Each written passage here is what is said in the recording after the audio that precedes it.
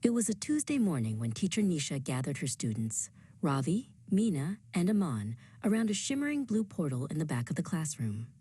Today, we aren't just reading books, she announced with a wink. We are going to research land to discover how we uncover the secrets of the world.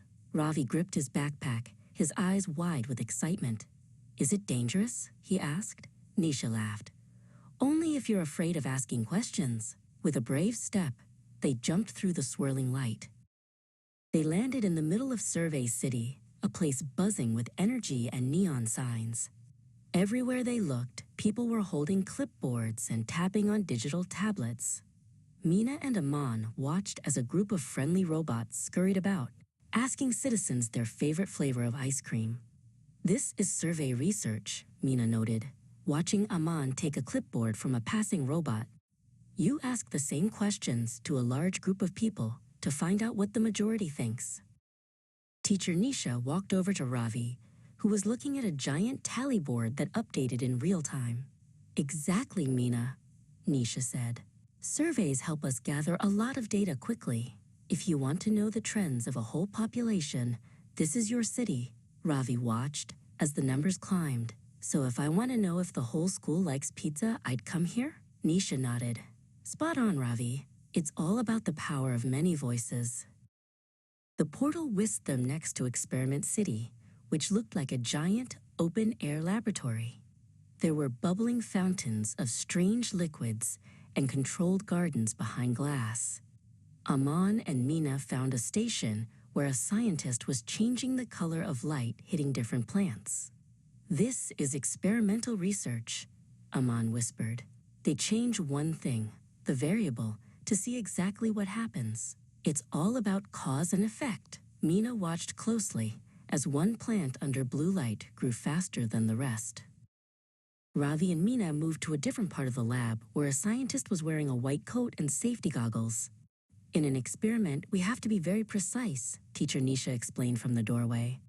Ravi watched as the scientist carefully poured a glowing liquid into a beaker held by Meena. We want to see if X causes Y, Nisha continued. Ravi scribbled in his notebook, experiment equals testing a guess. Suddenly, the scene shifted to the quiet, leafy streets of Observation Town. Everything was still. Meena and Ravi ducked behind a large oak tree. Shh, Meena whispered. Look! A few feet away, a group of squirrels was organizing acorns by size. In Observation Research, Ravi whispered back, we don't change anything. We just watch things in their natural habitat to see how they really behave when no one is looking. Teacher Nisha found Aman sitting on a bench further down the path, peering through a pair of binoculars. Observational research is vital, Aman, she said softly. Sometimes, if you ask a question or run an experiment, you change the behavior. But here, we see the truth of nature. Aman nodded, watching a bird build a nest. It's like being a ghost, he said. You see everything, but you don't touch anything. The group then traveled to a solitary, magnificent mansion known as Case Study House. Inside, the walls were covered in photos, maps, and journals, all belonging to one person, a famous explorer. Meena and Teacher Nisha stood before a massive display of a single ancient compass. A case study is a deep dive, Nisha explained.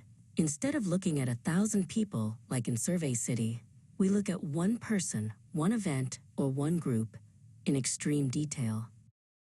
Finally, they reached Description Village. It was a peaceful place where artists and writers sat in the meadows, capturing the world exactly as it appeared. Ravi and Meena sat on a hill overlooking the village. Descriptive research isn't about why something happens or how to change it, Ravi said, looking at a painter's canvas. It's just about what is happening right now. It provides the picture of the current state of things. Meena nodded, sketching the horizon. The portal reappeared, and with a flash, they were back in their classroom. The sun was setting, casting long shadows over their desks. Teacher Nisha handed them each a golden badge shaped like a magnifying glass. You are now official explorers of knowledge, she said. Aman looked at his badge, and then at Ravi and Meena. So which method do we use for our science project? He asked. Ravi grinned. Maybe all of them,